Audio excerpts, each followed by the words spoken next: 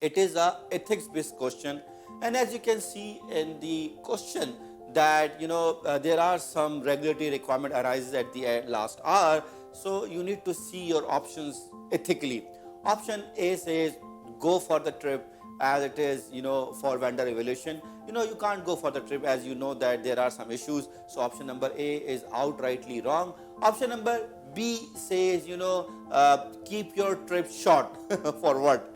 So are you going for some enjoyment or honeymoon trip? No, there is no need to keep your trip short. Don't do a trip at all. So option number B is also wrong. Option number C says, utilize virtual meeting to assess the vendor capability.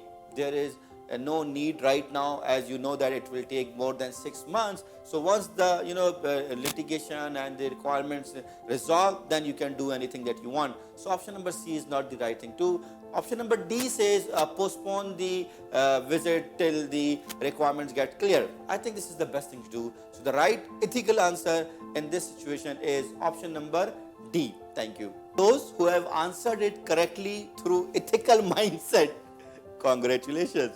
For others, I hope it helped.